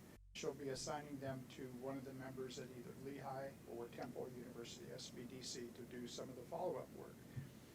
In addition to our regular SBDC services, we are also we manage under the lead office out of Kutztown, the Southeast Procurement Technical Assistance Center, which helps established businesses get registered to do business with any of the federal agencies or the prime contractors, which we have a lot of opportunities in that area. So this program will also, we're going to be enhancing and making available on site here at the Commerce Department on a regular basis. So again, I just want to introduce Lynn so she can give a little bit of her background. Will be our Assistant Director of Capital Acquisition. Lynn? Okay, good morning, welcome. Good morning, Lynn Loiza. I work with the PA SBDC. I have a background in education, finance, and marketing. Currently, I work as a business consultant with the Dauphin County, the Berks County, and the Chester County area with a focus of the historically underserved areas. I meet with my clients, I provide them information, resources, and just give them insight and recommendations to help them with their current needs and any problem solving. So I look forward to building a relationship with Montgomery County in the KOP area, and please, use our resources. They're free. Spread the word for us, and we look forward to building a community here. Thank you. I did just want to add, and I'm really very appreciative of this support because, like I said, it is by far and away the most frequent question we get from the public. We already have a partner in Pottstown that is willing to work with us to give some office space as well to the SBDC staff. So once we get this up and running, we're going to go back and visit that. We have, Kalamo has already asked me to have Lynn come out and do a walk along Marshall Street here, the two of us together. So we're going to be doing that in the coming weeks. We really want to use this as a great opportunity to get these resources out into the community more and more. Like I said, we're very well served by Temple and Lehigh. I mean, gosh, it seems like forever ago we were at the ribbon cutting when Temple opened the Ambler Outreach Center. But truly very appreciative to Ernie and Lynn and really all the folks involved with the SBDC to recognize the opportunities here and deploy these resources to our county. Well, thank you both so much for coming, and it's really exciting to hear this. Our small business community is so important to the job creation and the future growth of this county, and we want them to feel well supported and to be able to thrive. So it's wonderful to hear that these services, which sound very comprehensive to me, are all available at no cost to individuals that are looking to learn more. And how do people contact you if they're interested in signing up? So we, just this morning, thanks to Kelly and Colin for some crack staff work very quickly, got a website. We have a link. There's a web page off the Commerce homepage that's up. If you scroll down under the Business and Entrepreneurs section, it's in there. Just says folks to click and learn more about our partnership. They go to that page. There's a little bit about the SBDCs, the flyers that we literally just hot off the press put together. I didn't want to print them out because we're trying to save a tree. But that has the flyers for these classes that I already talked about. It'll have the contact information for Lynn. And of course, Kaylin Langdon on our commerce team, who's going to be working closely with Lynn in particular on this, has the map for the whole SBDC network. So you can see where all 15 centers are across the state. And I know Ernie's doing a lot of work as the leader of the network to really make it more of a network with new centers of excellence. Where, regardless of where they are in the state, they can help our businesses here if they need those specialized services and expertise. So like I said, this is just the starting point, I think, of what is going to be a really great opportunity here in the county for our small business community. Terrific, great. Thank you both for coming. I'd like to thank you all for joining us, and I enjoyed celebrating the opening of the Small Business Development Center at the Temple Ambler campus, and it's great to hear we're having success with that. And it's such a valuable asset to have the entrepreneurs and business startups in our community. And I look forward to the expansion efforts here. When you do your walk through Marshall Street in Norristown, I'd love to join you because I think it's important to revitalize business here in the county seat, and appreciate all your efforts. Thank you. Thank you. All right, we will move on to resolutions, and first we have Ms. Ann Levitt-Gruberger with an authorization for a short-term contract for planning assistance for the Lower Merion School District. Hello, good morning, commissioners and staff. Today I have before you a resolution to approve this short-term contract to work with the Lower Merion School District on a school district demographic study. This is really a unique work product that the Planning Commission has developed over the last several years, and a popular one as well. This work is to be effective as of today and will conclude by the beginning of December for a total cost of $9,555 with a 75%, 25% cost split with municipal funds totaling $7,166 and county services in the total sum of $2,389. Thank you. I will move that the proper county officials, in accordance with the authority conferred by law, subject to the approval of the county solicitor, are hereby authorized to approve the contract for municipal planning assistance. Is there a second? Second. Second by Commissioner Lawrence. Any board comment? All right, hearing none, we'll move to a vote. Are there any negative votes? Hearing none, motion carries. Thank you. Thank you. Next, Mr. Stein, we have designation of the Hazardous Materials Response Team and Urban Search and Rescue Team as authorized emergency service providers. Yes, thank you. The Montgomery County Hazardous Materials Response Team and the Montgomery County Urban Search and Rescue Team are two entities created by and under the Montgomery County Emergency Management. They obviously respond to very dangerous situations involving either hazardous materials or technical rescues, up high, trench rescues, needing to breach, things like that. And it is obviously very dangerous work.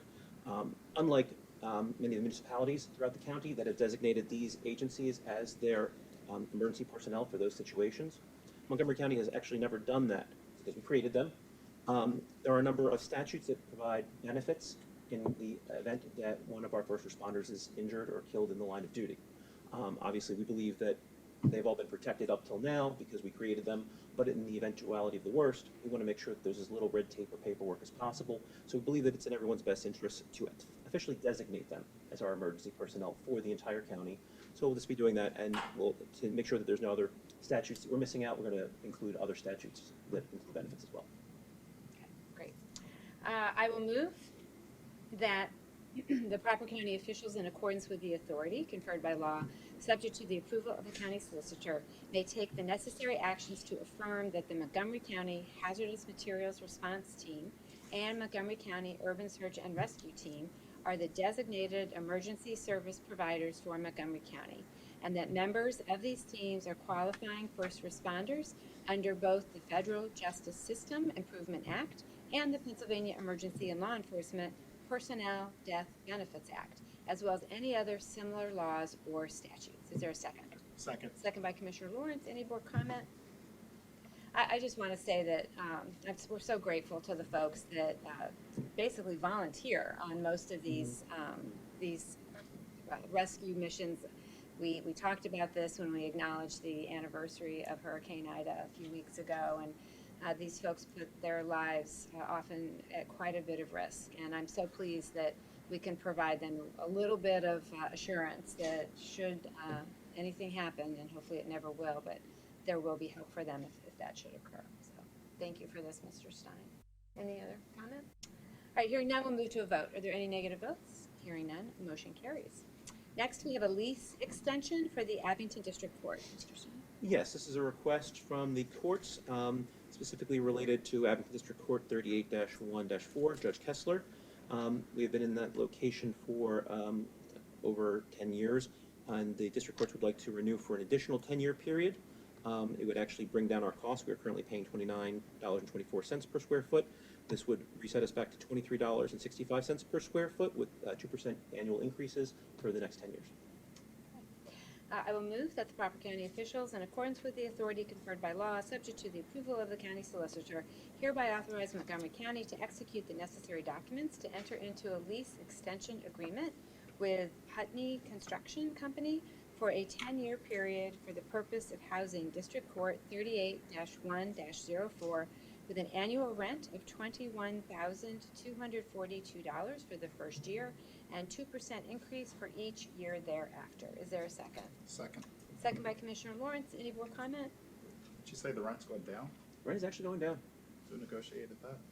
It's the district courts along with our folks. Good job. All right. Hearing no additional comment, we'll move to a vote. Are there any negative votes? Hearing none, motion carries. Next, we have a TEFRA for the Shipley School. Mr. Stein? Yes, a request under the Tax Equity and Fiscal Responsibility Act of 1982. This is brought to us by the Montgomery County Industrial Development Authority. They are seeking to issue $20,220,000 worth of bonds on behalf of the Shipley School in Bryn Mawr. The proceeds would all be used to refund previously issued bonds. And as always, there is no obligation on the county.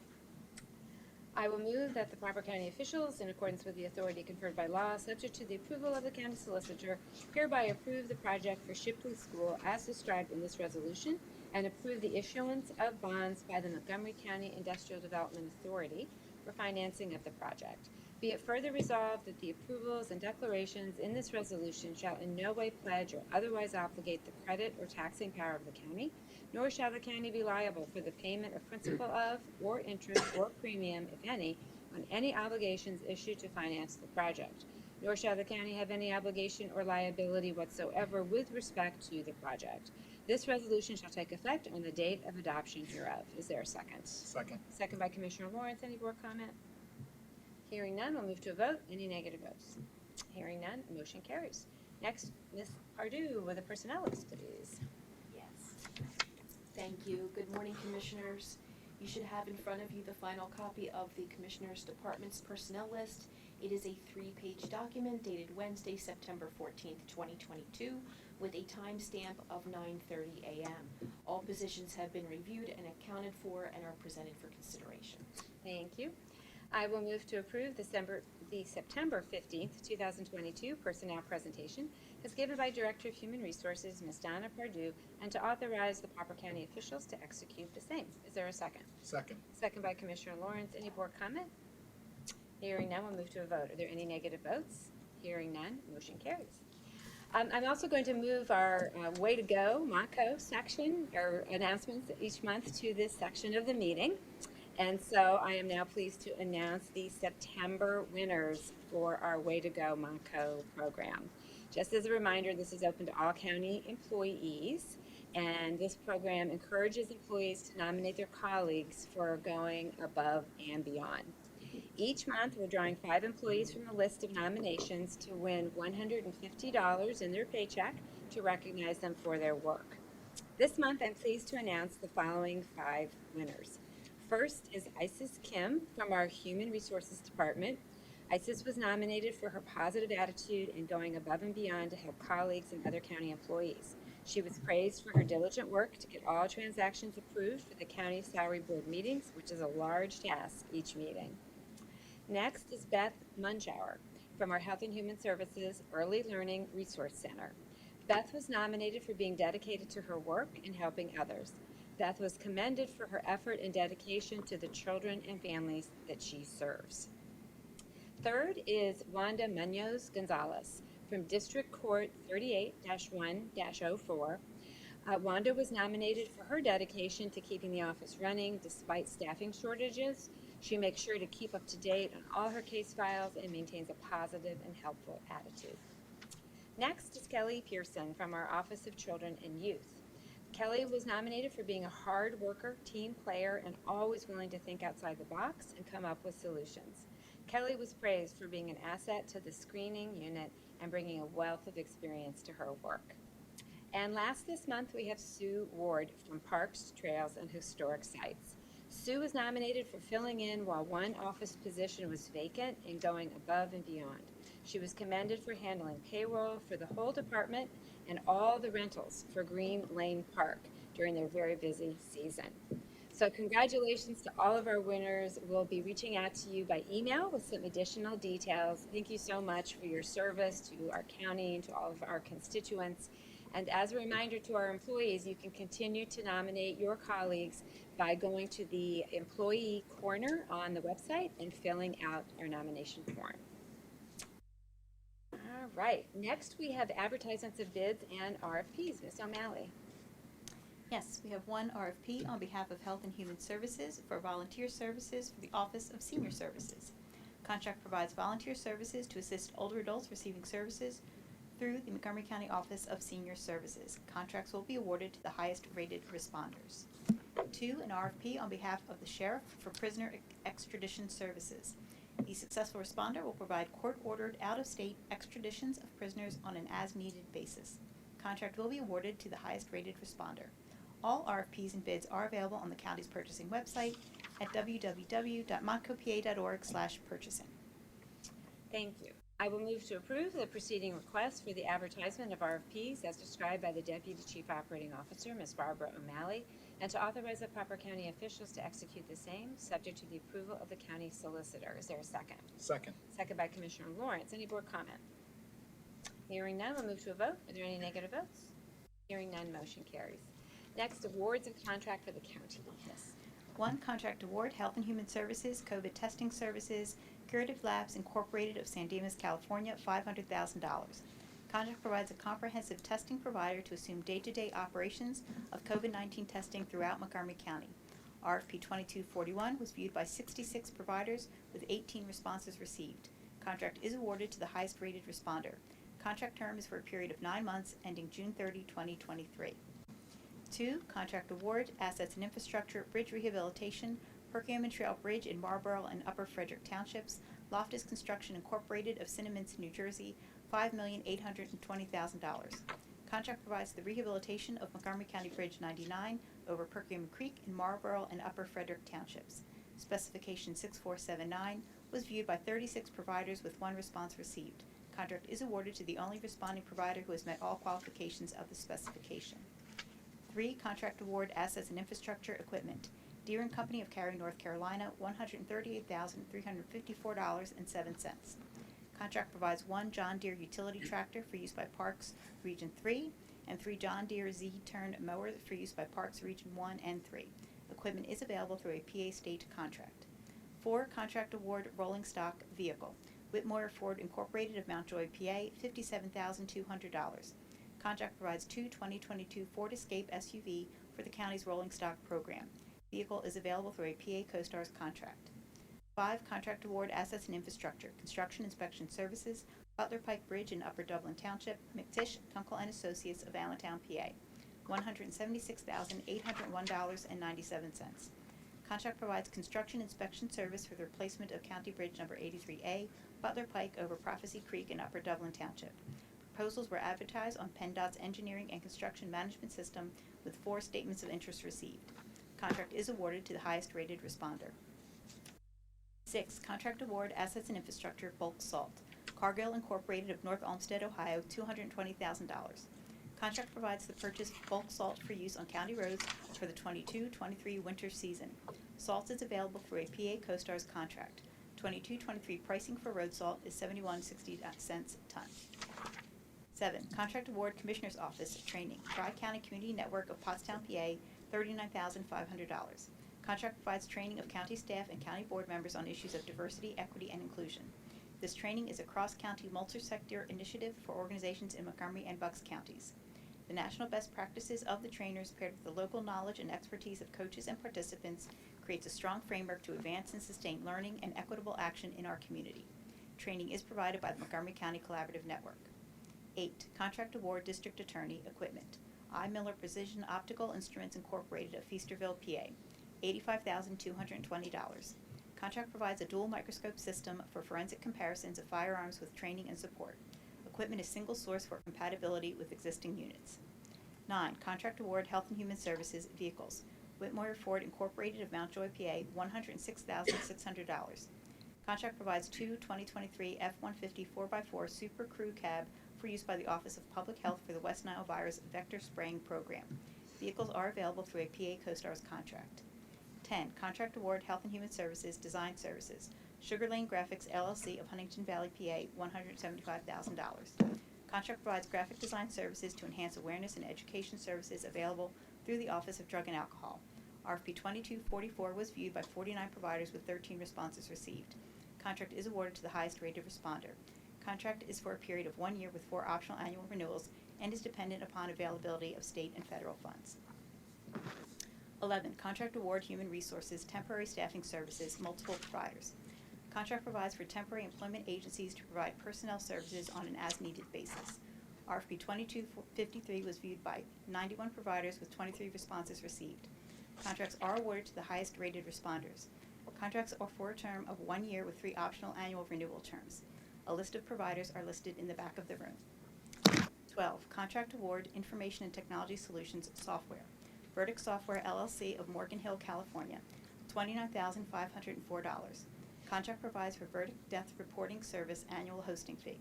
Contract is for a period of 1 year. Software is proprietary. 13, contract award Information and Technology Solutions software. Civic Plus of Manhattan, Kansas, $46,413.11.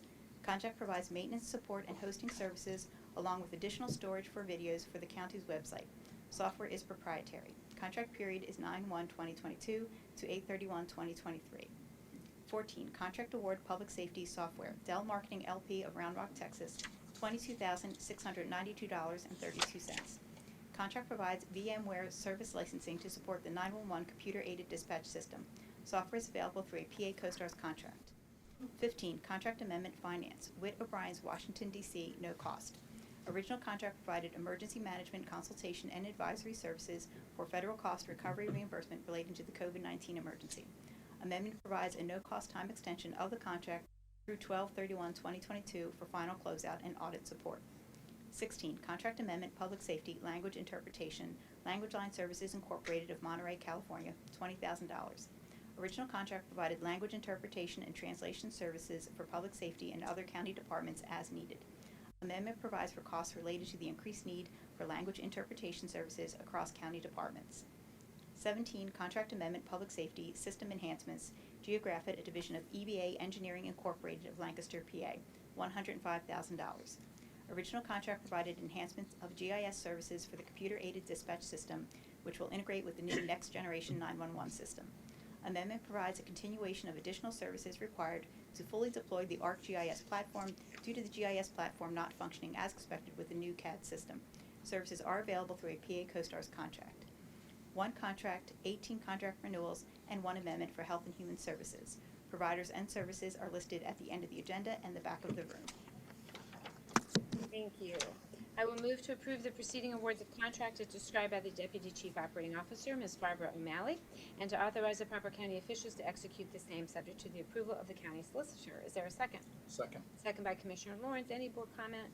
Yes, I'd like to request that the motion on the floor is amended to separate contract award number 1 and contract award number 7 on the agenda. 1 is the award for COVID testing services. I believe that there's been too much government oversight when it comes to the response of COVID, and these responsibilities would be better left to the private sector. And contract award number 7 is training for issues of diversity, equity, and inclusion. We had a similar contract award passed at the last board meeting, and this is getting expensive when it comes to redundancy related to this area. And also, that was it, 1 and 7. So I request that amendment. I will accept that amendment. So we will move to approve the awards of contract 2 through 6 and 8 through 18 as described by the Deputy Chief Operating Officer, Ms. Barbara O'Malley, and to authorize proper county officials to execute the same, subject to the approval of the county solicitor. Is there a I did second? have a, oh. I'm sorry. Second. Second. Okay, yeah, go right ahead. Second. Board comment. Okay. With regards to number 1, Ms. O'Malley, the testing will remain free for county residents? Yes, it with will. that? Okay. Yes. And we will have controls in place as to where testing locations go? Yes, we'll make sure Okay, all so we county can make sure residents are there's- able to access these services. Okay, thank you. Yeah, I would also just note that it was brought to my attention recently that some of our private hospital systems are no longer offering this testing to individuals in our community, and so it just underscores the importance that the county continue to make this resource available to our residents.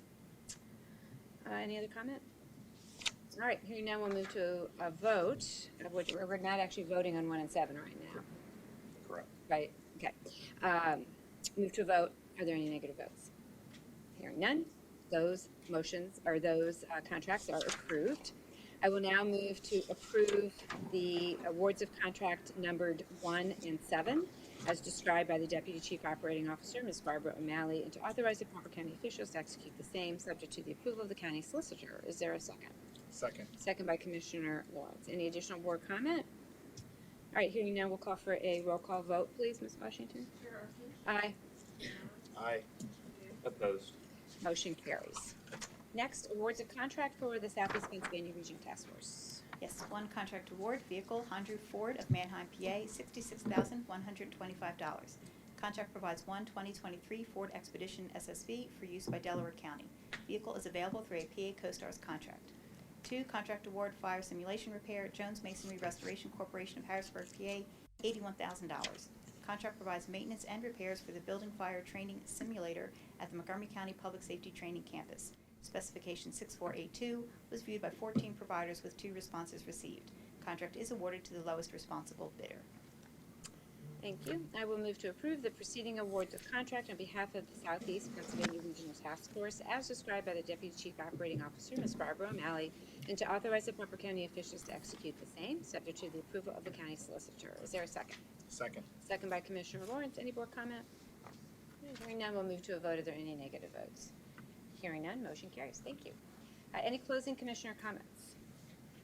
If not, I will announce that our next Board of Commissioners meeting will be October the 6th, 2022, and move to adjourn the September 15th, 2022 meeting of the Montgomery County Board of Commissioners. Is there a second? Second. Second by Commissioner Lawrence. Any comments? Hearing none, we'll move to a vote. Any negative votes? Meeting is adjourned, and we will welcome the Controller, Controller Sanchez, to the dais for Salary Board.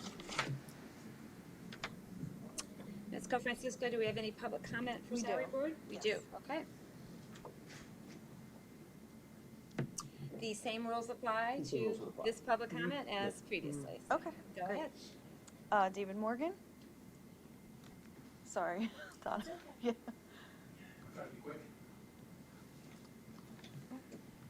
I support the presentation that Anna Trout did last meeting.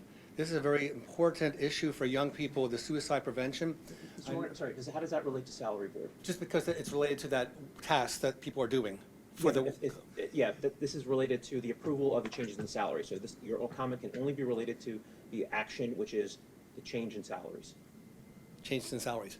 Well, then, the only thing I could add at this point is that for sufficient employees to help our DA because he's down 31, maybe a lateral move in salaries. Is that good? That isn't germane to this. I thought it might help with your salary component that someone who's working in one field could help this lack of help for the police. I'm happy to discuss that with you, but this is not germane, so please sit down. Thank you, Mr. Morgan. You're welcome to bring your comments up next meeting during the general public comment if you wish. Ms. Pardue.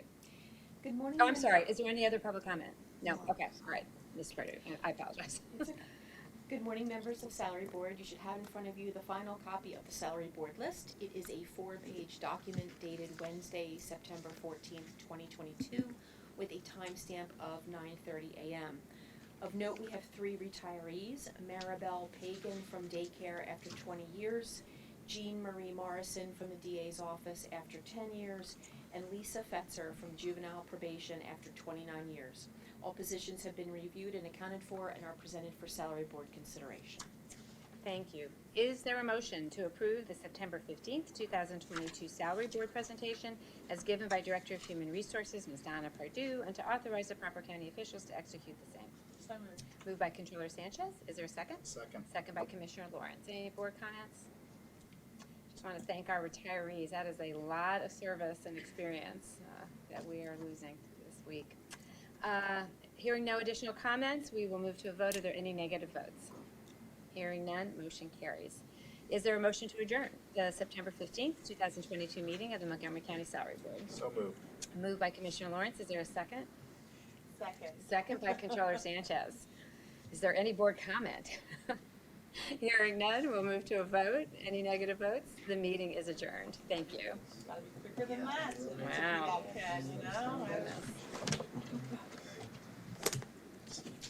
Mr. Morgan? Mr. Morgan, I just wanted to